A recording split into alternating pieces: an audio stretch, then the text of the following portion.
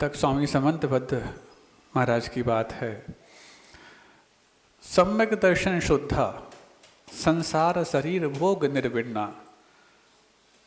सम्यक दर्शन शुद्धा संसार शरीर भोग निर्विण्णा।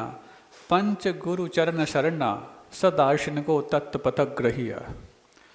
ये प्रथम प्रतिमा का स्वरूप बताया कि वो सम्यक दर्शन से शुद्ध हो।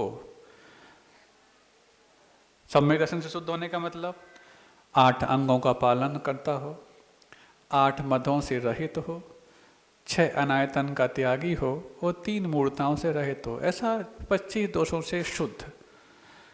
फिर संसार शरीर भोग निर्विण्णा। संसार है, शरीर है और भोग, इन सब के अनुराग से वो विरक्त हो, विरागी हो वो। अब इसका मतलब ये नहीं है कि पहली प्रतिमा में कोई व्रत नहीं है, इसका मतलब वो अव्रती और पहली प्रतिमाधारी एक से ही काम कर रहा हो। अभी व्रत कहाँ है, लेकिन यहाँ पर ये शब्द बताया जा रहा है कि संसार शरीर भोग निर्विण्णा। पहली प्रतिमा का स्वरूप है ये, दूसरी का नहीं। कि संसार और शरीर भोगों से विरक्ति यदि आई है उसके जीवन में तो किस रूप में आई होगी? जो उनमें रक्त है उसके जीवन शैली में और जो उससे विरक्त है उन दोनों की जीवन शैली में कुछ ना कुछ अंतर तो दिखना चाहिए ना। तो संसार शरीर भोग निर्विण्णा। पंच गुरु चरण शरणा।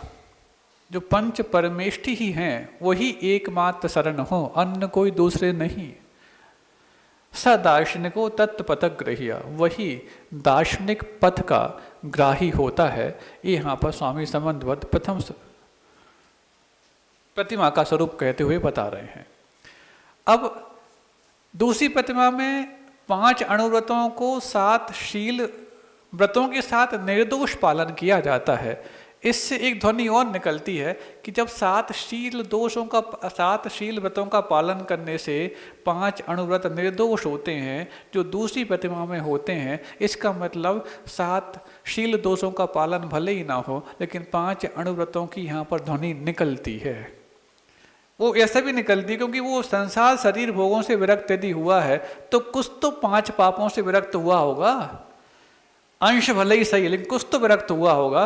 भले ही वो पूर्णतः व्रती नहीं है लेकिन अविरति भी नहीं है। यही पहली प्रतिमा का स्वरूप है।